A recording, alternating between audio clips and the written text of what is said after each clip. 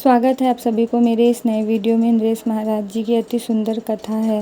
बने रहिए इस ब्लॉग में, जानिए इंद्रेश महाराज जी के मुख से ये अति सुंदर कथा। का प्रश्न है कि क्या बिना गुरु दीक्षा के उर्दपुंड तिलक तथा तुलसी की माला धारण करना अपराध है? बिना विवाह के सिंदूर लगाना, बिना विवाह के मंगलसूत्र पहनना उचित है?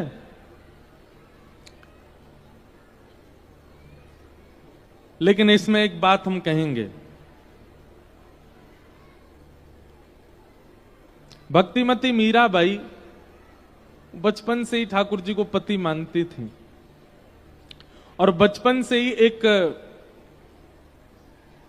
पतिव्रता का जो स्वरूप होता है वो कभी कभी धारण कर लेती थी, क्योंकि उनकी भावना, उनकी इच्छा, उनका हृदय इतना स्पष्ट था ठाकुर जी के प्रति कि चाहे कुछ हो जाए, मेरे तो गिरधर गोपाल दूसरों न कोई, जाके सिर मोर मुकुट मेरो पति सोई। तो अगर आपके चित्त में भाव अच्छे नहीं है, अगर आप सत्संग नहीं करते हो, अगर आप नियमित रूप से कथाएं नहीं सुनते हो, महत जनों को प्रणाम नहीं करते हो, वृंदावन नहीं जाते हो, भावनात्मक प्रेम ठाकुर जी के प्रति आपके चित्त में अगर नहीं है तो इसका अधिकार आपको नहीं है। लेकिन आप ठाकुर जी से बहुत प्रेम करते हैं, ठाकुर जी की नित्य कथा सुनते हैं, नित्य सत्संग करते हैं, पर अभी तक गुरु दीक्षा नहीं मिली है, तो आप ठाकुर जी को अर्पित करने के बाद थोड़ा सा चंदन माथे से लगा सकते हैं, कंठी गले में पहन सकते हैं। लेकिन सांप्रदायिक तिलक जो होते हैं वो लगाने का अधिकार तो गुरु दीक्षा के बाद ही है। अगर आप रामानुज संप्रदाय से हैं तो श्री लगाने का अधिकार गुरु प्रदान करेंगे। अगर आप गौड़िया वैष्णव हैं तो गौड़ियाओं का जो उर्दपुंड और तुलसी विराजती हैं वो गुरु ही आज्ञा देंगे। अगर आप निम्बार्की हैं तो निम्बार्क संप्रदाय का तिलक गुरु आज्ञा प्रदान करेंगे। सांप्रदायिक तिलक लगाने की आज्ञा गुरु दे सकते हैं, पर ठाकुर जी के चरणों की प्रसादी चंदन एक बिंदी मात्र अगर माथे पर रखनी हो तो वो आप धारण कर सकते हैं। लेकिन सांप्रदायिक तिलक तो गुरु आज्ञा से ही धारण करना चाहिए, वो आप ऐसे नहीं धारण कर सकते। और उसके लिए भी चित्त में ठाकुर जी के प्रति प्रेम है तो ही ठाकुर जी के चरणों का चंदन आप नित्य लगा सकते हैं।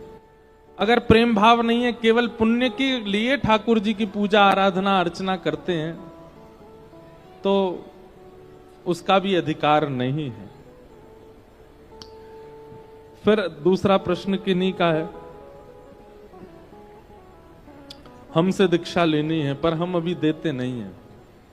हमारे पूज्य गुरुदेव भगवान पूज्य पिताजी महाराज दीक्षा देते हैं, जिसकी भी इच्छा प्रकट होती है हम निवेदन करते हैं कि उनसे ले लीजिए। आपको हम में गुरुत्व का दर्शन हो रहा है तो हमको जिन्होंने गुरु रूप में दिखाया वो हमारे गुरु हैं, आप उन्हीं से दीक्षा ले लीजिए। हमारी दीक्षा लेने का क्रम कभी बनता है, कभी मन होता है, कभी नहीं होता। हम अभी स्पष्ट नहीं है इस रूप में कि हमको दीक्षा देनी चाहिए कि नहीं।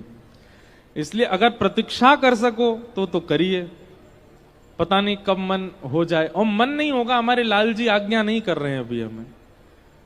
पिताजी महाराज का तो भाव है, हमारे संप्रदाय के आचार्यों ने भी निवेदन किया है, पर हमें शायद आप लोगों में नहीं, अपने अंदर अभी लगता है कि हम अभी योग्य नहीं बने हैं कि हम गुरु बन जाएं। इसलिए हम केवल दिशा दे रहे हैं, आप कथा ही सुन लीजिए, वही हमारी गुरु दीक्षा है। हमारे कहे गए जो भाव हैं कथा के, उनका आप पालन करने लग जाइए, यही हमारी गुरु दीक्षा है।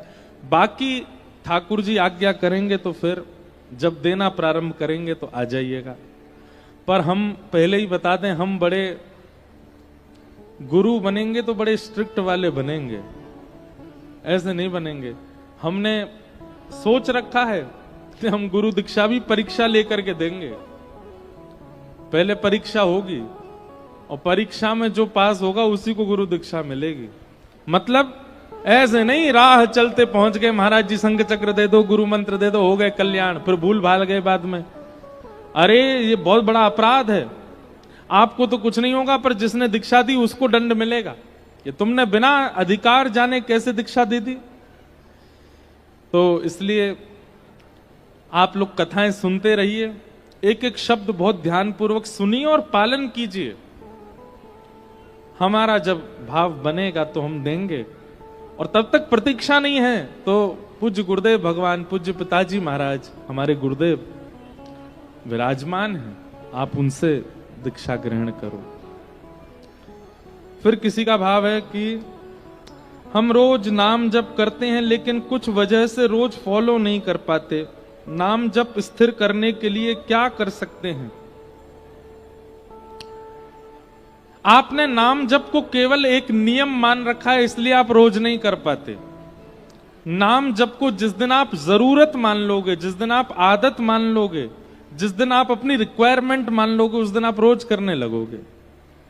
अन्न रोज खाते हैं, क्यों खाते हैं? क्योंकि हमारी जरूरत बन चुका है। जल रोज पीते हैं क्योंकि जरूरत बन चुका है। अब यहां कई पढ़े लिखे लोग ये भी कह सकते हैं अन्न और जल तो शरीर का पोषण है, नाम से क्या पोषण हो रहा है, इससे क्या पोषण हो रहा है? कुछ भी नहीं, लेकिन इसको भी रोज चलाते हैं ना। अगर आप हमसे तर्क करने आओगे तो हम आपसे बड़े कुतर्की हैं, इसका भी कोई अभिप्राय नहीं है, इससे कोई शरीर नहीं चल रहा है हमारा, लेकिन फिर भी चलिए, जरूरी कॉल्स हैं, जरूरी बातें हैं, वो ठीक है। आप पूरे दिन अगर अनुमान लगाएंगे तो जरूरत इसकी केवल 2 या 3 बार ही थी जो बहुत जरूरी थी, उसके अलावा तो बेफिजूल में यूज किया आपने। जैसे आदत इसकी लग गई है। अच्छा एक बात करो, इसमें एक नया नियम बनाते, चलो जिस दिन नाम जप नहीं कर पाओ उस दिन फोन भी मत चलाना। लो अब करो।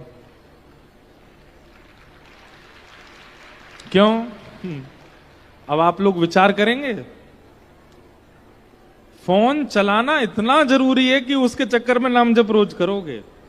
भाई करना ही पड़ेगा, उसके बिना तो हम यूज ही नहीं कर सकते। तो नाम जप को आप पहली बात तो नियम मत मानिए। देखो, व्यक्ति को जब अपना शरीर बनाना होता है ना, मोटापे से पतला होना होता है, तो वो सुबह घूमना शुरू करता है, जिम जाना शुरू करता है, लेकिन उसको केवल एक मस्ती मजाक में अगर लेता है तो 10-5 दिन बाद छोड़ देता है। लेकिन उसको सीरियस ले लेता है, जरूरत मान लेता है, तो घर में विवाह भी होता है तो भी वो जाता है और जाके करके आता है।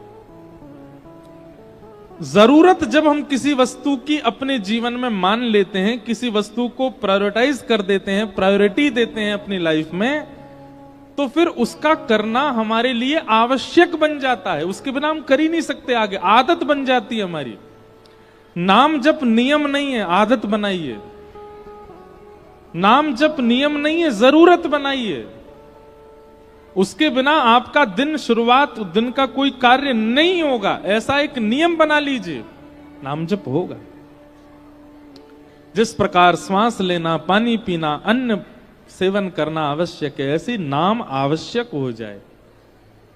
आपने नाम को एज अ ग्रांटेड ले रखा है, इसलिए आप छोड़ देते हो, फॉलो नहीं कर पाते।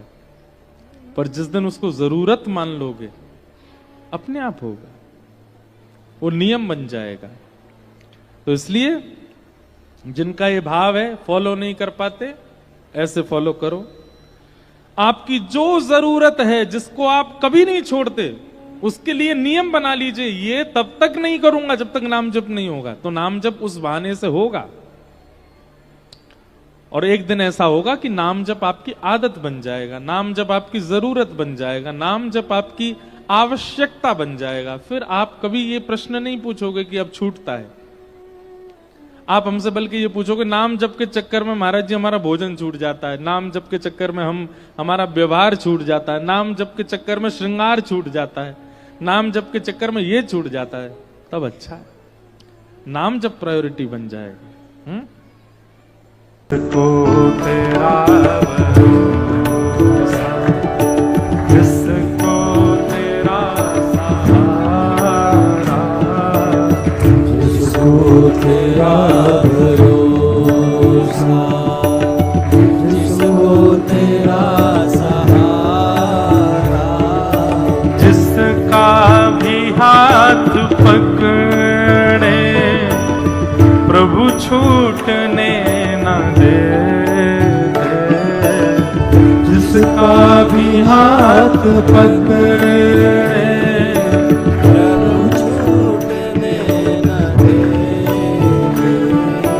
बांधी जो डोर उसको फिर टूटने न दे बांधी जो डोर उसको फिर टूटने न दे आओ हरि शरण में आओ हरि हरि नाम सबसे प्यारा आओ हरि शरण हरि नाम सबसे प्यारा जिसको तेरा भरोसा जिसको तेरा सहारा जिसको तेरा भरोसा जिसको तेरा सहारा जिसको तेरा भरोसा जिसको तेरा सहारा जिसको तेरा भरोसा जिसको तेरा सहारा वो मझधार क्या करेगा मझधार क्या करेगा क्योंकि मझधार ही किनारा मझधार क्या करेगा मझधार ही किनारा जिसको तेरा भरोसा जिसको तेरा सहारा। यह वीडियो आप लोगों को कैसी लगी कृपया कमेंट में ज़रूर बताइएगा। अगर नए हैं तो प्लीज़ चैनल को ज्वाइन कर लीजिएगा और बेल आइकन भी क्लिक कर लीजिएगा ताकि मेरी कोई भी नई वीडियो अगर आप लोगों के पास आए तो उसका नोटिफिकेशन सबसे पहले आप लोगों को मिल जाए। देखने के लिए धन्यवाद।